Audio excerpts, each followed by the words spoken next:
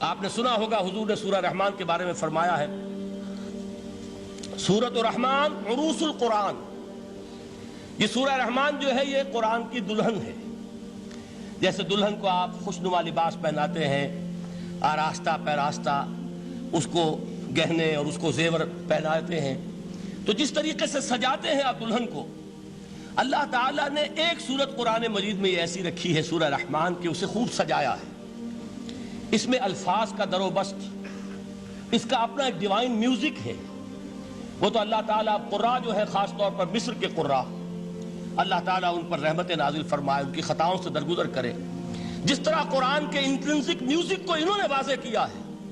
واقعہ یہ ہے کہ اگر یہ لوگ نہ ہوتے، شیخ عبد الباسط محمد عبد الصمد، شیخ محمود خلیل الحصری، یہ لوگ کہ جنہوں نے قرآن کے اس غنا میوزک، یہ لفظ جو ہے آپ حیران نہ ہو کہ میں یہ کوئی شاید توہین کر رہا ہوں قرآن کی، حضور نے یہ لفظ استعمال کیا ہے. تغنو، اس قرآن کو اچھی سے اچھی خوشلحانی کے ساتھ پڑھو.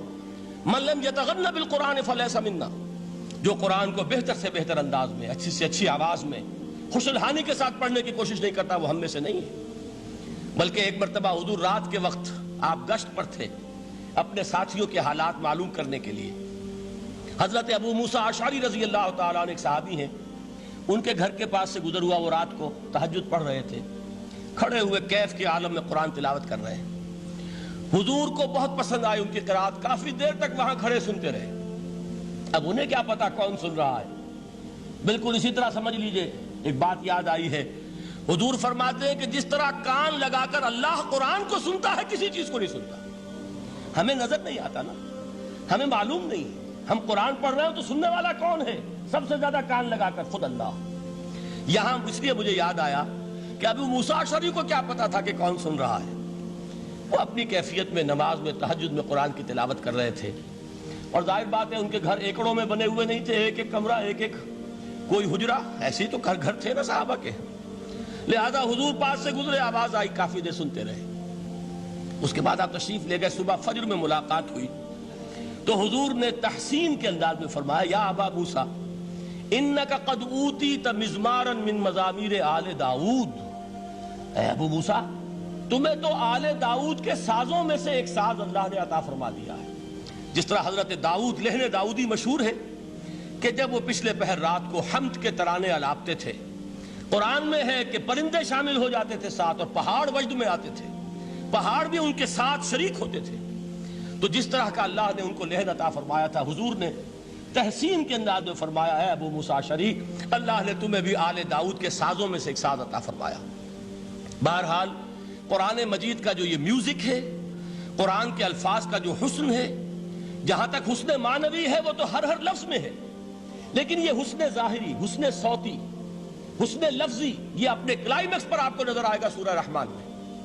لیکن قرآن میں یہ سورت اس اعتبار سے بھی ممتاز ہے، اس کی 4 آیات پر ذرا توجہ کریں گے، عجیب حقائق سامنے آئیں گے. جہاں یہ قرآن مجید کے حسن صوت اور حسن لفظی کی معراج ہے، وہیں اس کی پہلی 4 آیات میں 4 چوٹی کی چیزوں کا ذکر ہے، سب سے اونچی چیزیں.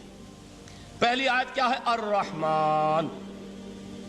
ایک آیت ہو گئی. رحمان کیا ہے؟ اللہ کا نام ہے. کبھی آپ نے غور کیا اللہ کے ناموں میں سب سے پیارا نام کون سا ہوگا؟ رحمان. کیوں؟ اس کا مادہ کیا ہے؟ رحمت. ہمیں سب سے بڑھ کر جس چیز کی ضرورت ہے وہ کیا ہے؟ رحمت خداوندی. نام اچھی طرح سن لیجئے اس حضور کے قول کو. حضور فرماتے کوئی شخص جنت میں مجرد اپنے عمل کی بنیاد پر داخل نہیں ہو سکے گا جب تک کہ رحمت خداوندی دستگیری نہ کرے. کسی صحابی نے بڑی ہمت اور جرأت کا ثبوت دیا کہ پوچھ لیا، کیا حضور آپ بھی؟ جب آپ نے فرمایا کوئی شخص داخل نہیں ہو سکتا جنت میں محض اپنے عمل کی بنیاد پر جب تک کہ رحمت خداوندی جو ہے وہ دستگیری نہ فرمائے. پوچھا گیا کیا آپ بھی؟ آپ نے فرمایا ہاں میں بھی. آپ انداز کیجئے کہ اگر محمد الرسول اللہ بھی رحمت خداوندی کے ضرورت مند ہوں تو تاب دیگراں چے رسد، ہماری تو سب سے بڑی ضرورت رحمت خداوندی ہے. اب یہ رحمت جو ہے قرآن مجید میں اللہ تعالیٰ کی یہ شان 2 الفاظ کے ذریعے سے آتی ہے، رحیم اور رحمان. اور کوئی مادہ نہیں ہے جس سے 2 نام بنتے ہوں اللہ کے.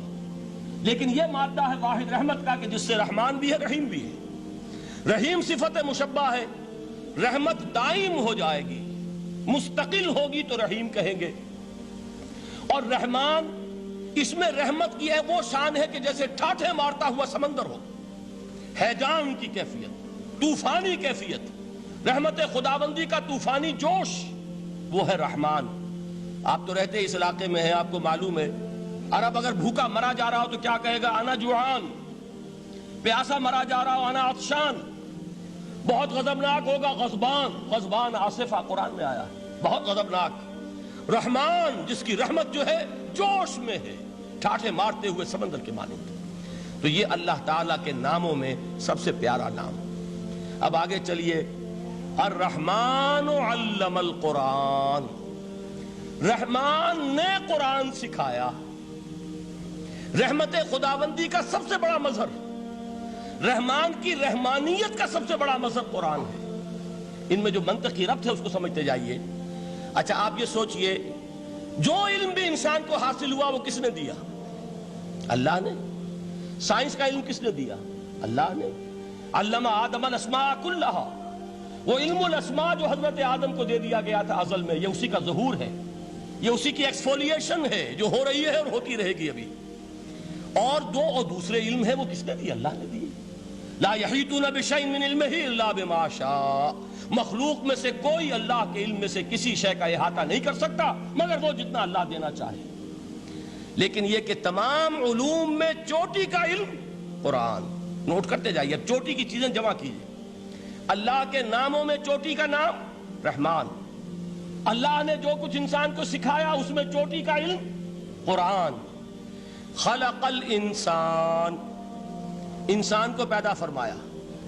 سوال یہ کہ حیوانات کو کس نے پیدا فرمایا؟ آسمان کس نے پیدا کیے؟ زمین کس نے پیدا کی؟ فرشتے کس نے پیدا کیے؟ کیا مطلب خلق الانسان؟ اس کی تمام مخلوقات میں اس کا کلائمیکس، اس کی تخلیق کی معراج، اس کے تخلیق کا نقطہ عروج انسان ہے۔